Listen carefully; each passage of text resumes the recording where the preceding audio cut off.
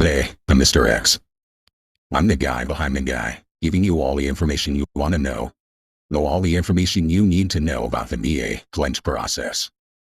We're talking about how to maximize your NEA disability and winning all of those secondary musculoskeletal claims.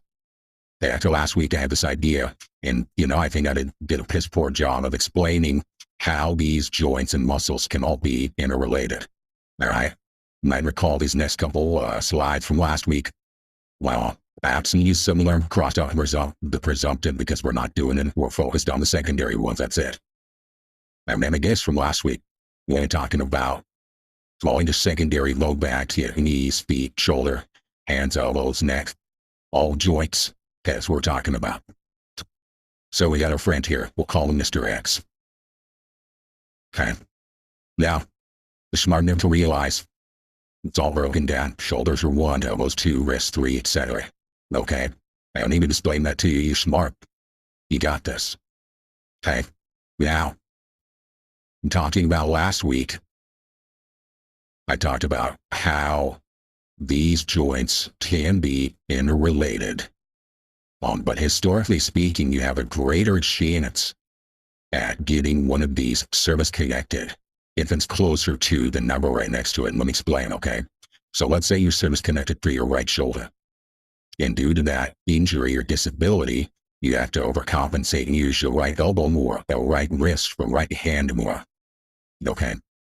And so if you submit a secondary claim for your right elbow, your right wrist, your right hand, as secondary to your shoulder because of the overuse factor, then you have a greater chance at getting service-connected with that disability, opposed to, filing a claim for your right knee or left knee as secondary to your right shoulder. Now, I get it.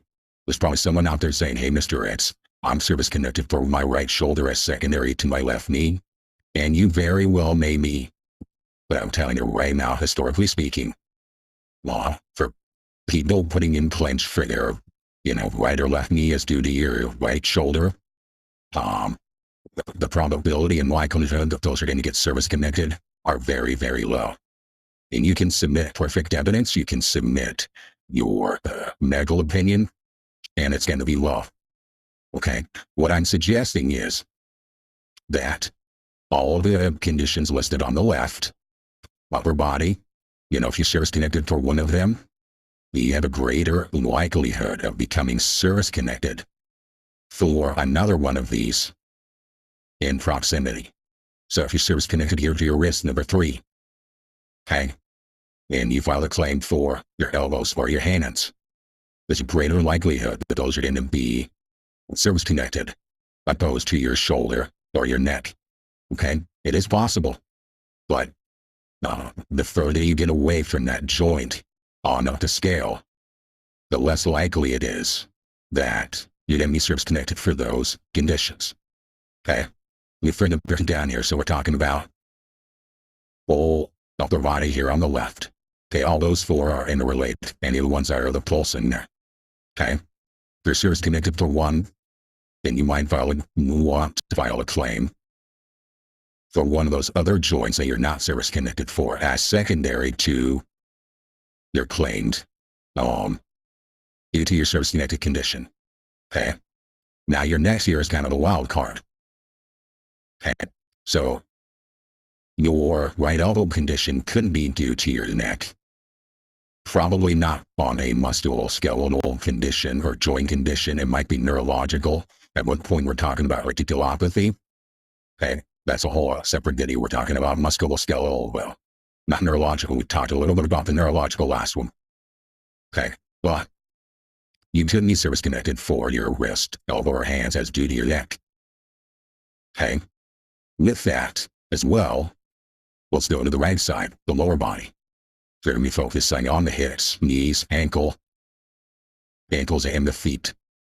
Okay, if you have a hip condition, whether you're service-connected for your right hip condition, the right, and you have corresponding knee conditions, ankle conditions, or feet conditions on either side, there's a likelihood that those two could become service-connected. So if you're service connected to your right hip and your left knee's bugging your right knee's bugging you, your gait may be altered. And due to that alteration in how you walk, it could cause issues for your knees, ankles, hips, and on down. Okay? So, if you're connected to one of those conditions, consider submitting a secondary claim for any of these other corresponding conditions.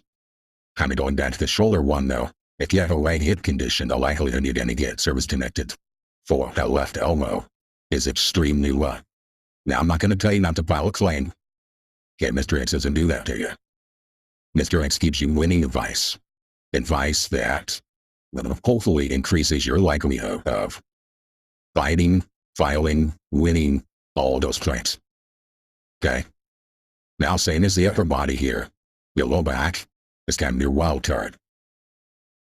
And so if you have a low back condition and you have a corresponding left hip condition, those could be service connected. They're close, they're interrelated, never wise there. Okay? On down the line, if you have a low back issue, is it possible that you could have knee issues due to your back? Yes, it's possible. And on down to the ankles and the feet. It's more likely that you have an ankle, feet, hip, or knee disability associated with your back versus a right elbow condition.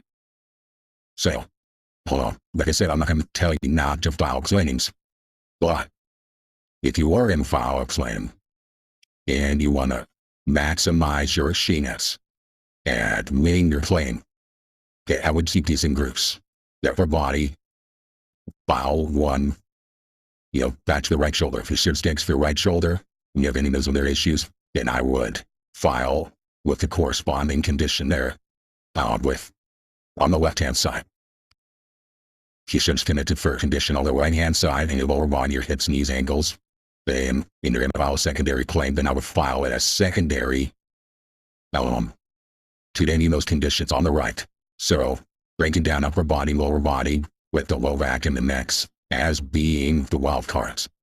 Now, I'm going to tell you right now, too, I've seen many, many claims where that will file a neck condition as secondary to their low back condition and vice versa. Okay? Those wild cards don't play well with one another. In the sense that, yes, they sometimes can be related, but most often they're viewed as different conditions, different areas, and there's no interrelation between the two. I say generally because I've seen plenty of times where they are service connected, one related to the other. Oftentimes they're not. Okay, so keep that in mind. Okay, left with the left-hand side, right with the right-hand side. For an even greater chance at getting service connected fees, and here's your big tip for the day here. I would only probably suggest filing and claim within 2 of these. 2 being, okay, so if you're service connected through your right hip, and we're going up or down, okay, so the low back is 10, so that's up 1. With your hip going down, knee and ankle, probably a greater chance of being service connected for those. Your feet possibly, okay? Same thing, let's go for the wrist on the upper body. Your service connected for your wrist, you go 2 up or down, to knee service connected for your hands, as do the wrist, and, elbows or shoulder. There's a greater chance at getting service connected for those.